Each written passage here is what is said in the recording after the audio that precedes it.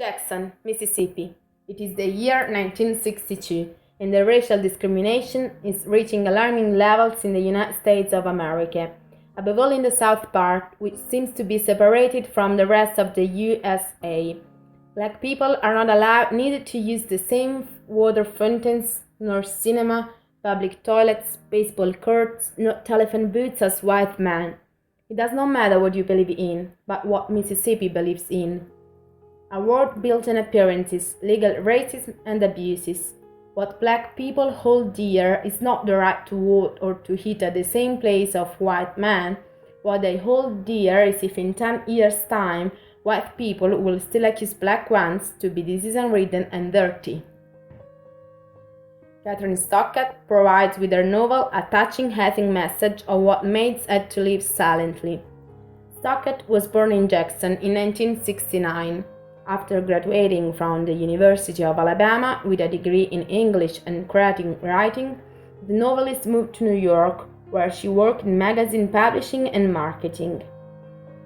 The Help took her 5 years to complete, and it was published in 2009, becoming soon a bestseller. Rejected by 60 literary agents, The Help has been since published in 35 countries and 3 languages. In 2011, a film adaptation of The Help was released, and it was put on the big screen by Ted Taylor, Stockett's childhood friend. The film has been a huge success. Octavia Spencer won the Academy Award for Best Supporting Actress, and the film received also 3 awards at Critics' Choice Movie Awards and 5 Golden Globe 2012 nominations. After all, how can you not thrill into a novel which concerns slaves in a background of white people who want to be so at the forefront and in step with times? Or these women who bring up with love and zeal white children who will be in turn their boss one day? What encouraged Stockett to write this novel is the situation of distress experienced by her own family. She noticed directly how ephemeral is the separation border from one person to another, so thin to understand that every person is unique of its kind. Catherine Stockett's originality is in showing black maids' point of view, for it had never been done before in the history of the world. Eugenia Phelan, nicknamed Skeeter, is newly graduated and has a childhood dream to become a writer. Different from the kind of world which surrounds her best friends, Elizabeth and Lily, she is the only one unmarried. She doesn't long for becoming the human angel of the earth. She wants to change things. Constantine, her former maid, was her true ally. In fact, while her mother was annoyed by her physical aspect, her height, and her hair, Constantine kept telling her that being ugly meant to be ugly inside.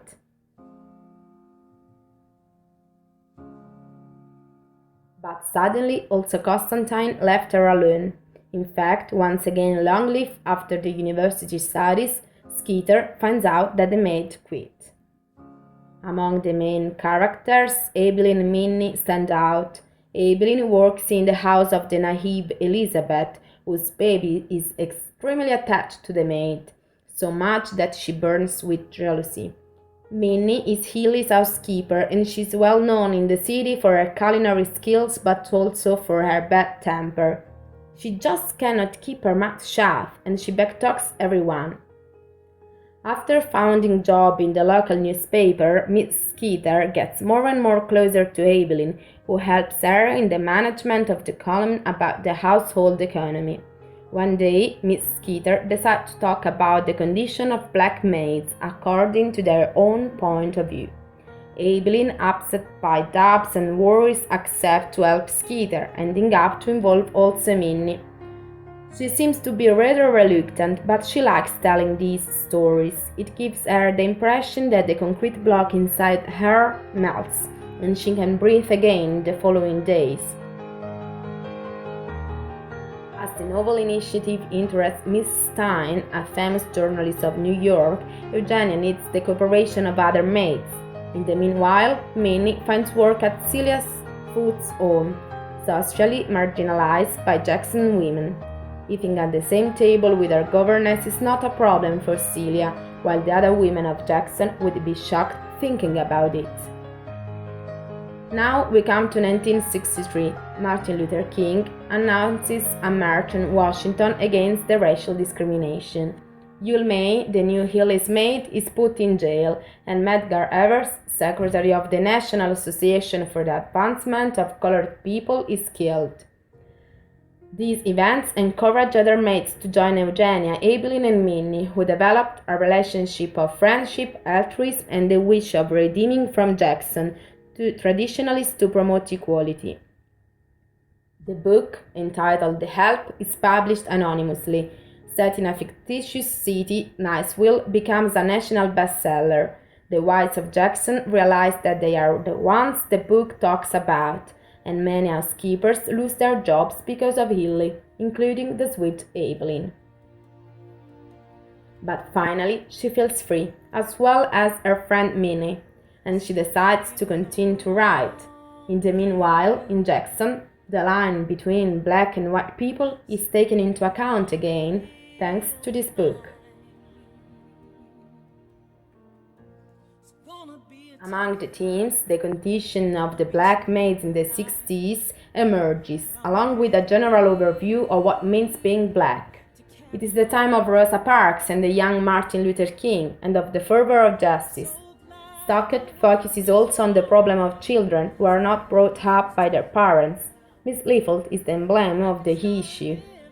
Children are very attached to their nannies, who give them love, to do so one day will give them orders as well as their parents.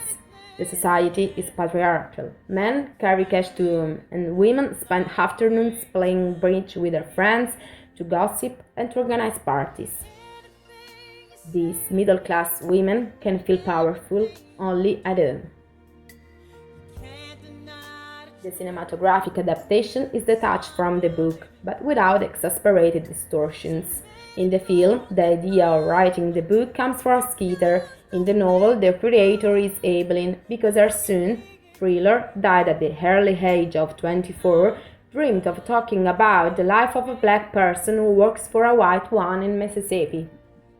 As for the personalities of the characters, there is similarity between book and film, except Minnie and Jenny's mother. In the book, the latter is described as a severe and stressful person. In the film, she is a sweet and attentive mother. Impossible not to get attached to Minnie while reading the book, but in a film, Octavia Spencer, who performs her, doesn't have enough space. Also, the relation between Minnie and Celia is not detailed. It is highlighted the lack of sophistication of Celia, but the spontaneity and the naturalness towards Minnie are not enhanced. In the book, a greater funniness comes to light, allowing further reflection of the maids, who, to their daily pains, never lose their heart. This novel deals with racism, issue which is unfortunately still relevant. Racist events continue to characterize our daily news report.